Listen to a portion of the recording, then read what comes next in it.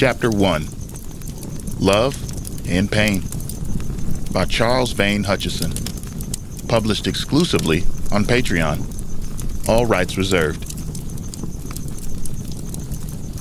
I clawed my way to the surface, dragging myself out of the cold, damp earth. My head throbbed, and every inch of my body ached with a deep, gnawing pain, but it began to fade quickly. What the hell? My memories, fragmented and distant, slipped through my grasp like smoke.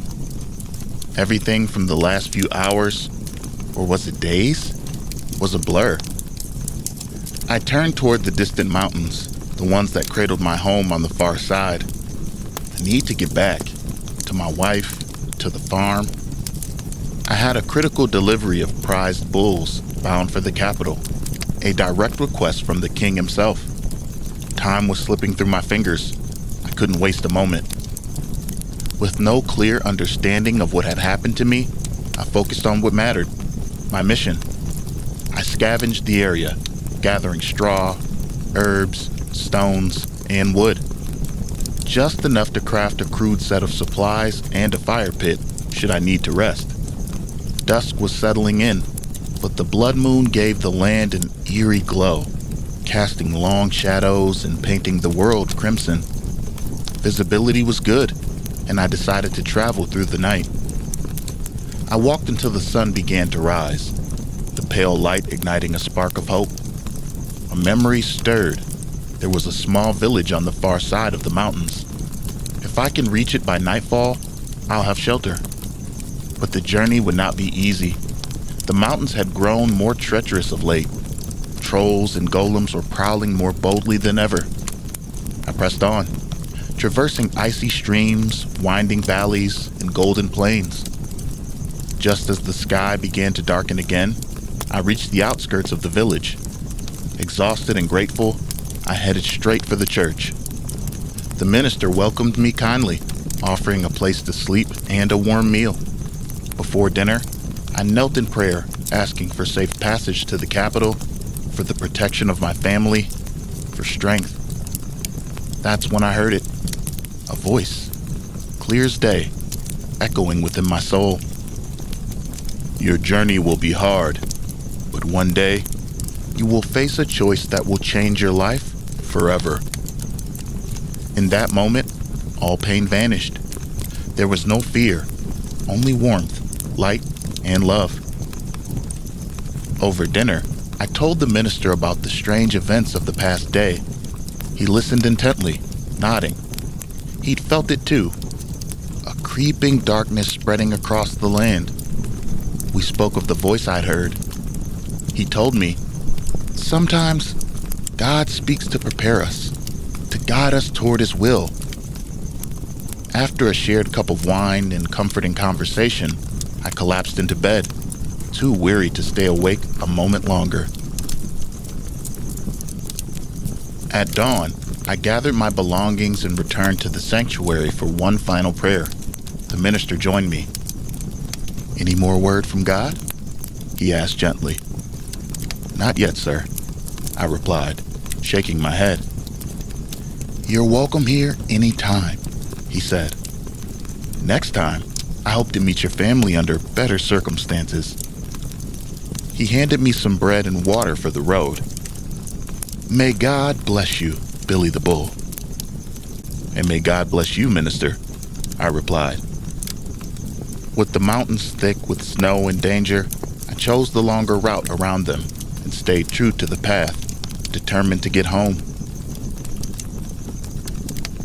Halfway through my journey, I stumbled upon an abandoned wagon. A woman stepped out as I approached. Please, help, she cried. What happened?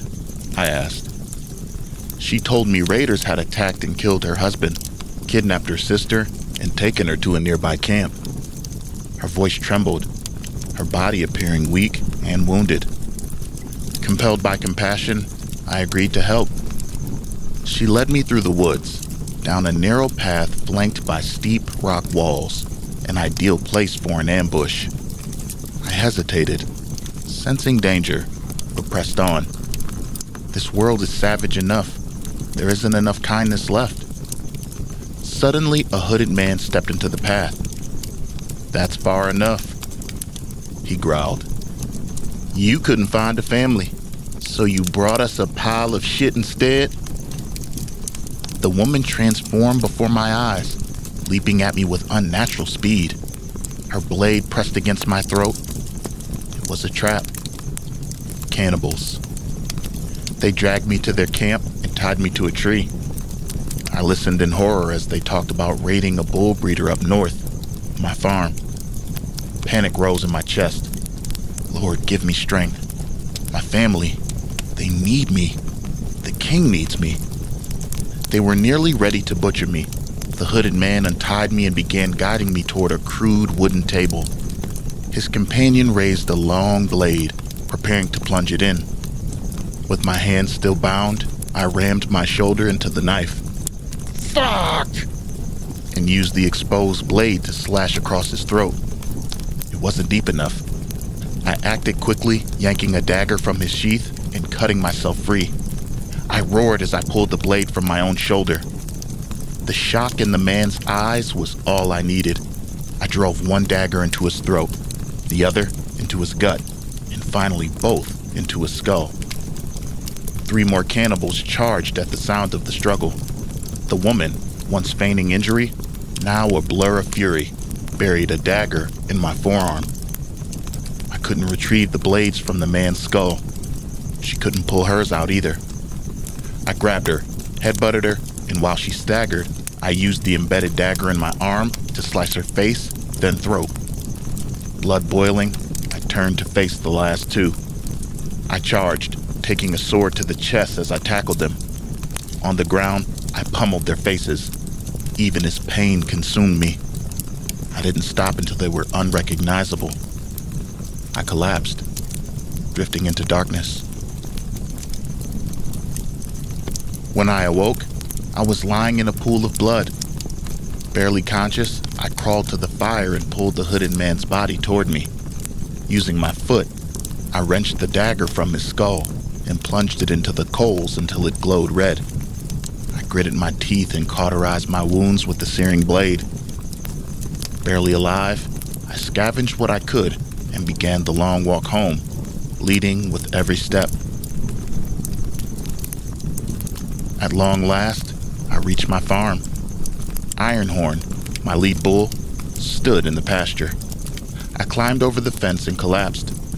He charged, then stopped inches from my broken body, recognizing me. Lowering himself, he let me climb on, carrying me through the fence he just slammed through into the farmhouse. My wife ran out, screaming for the farm medic. They rushed me inside.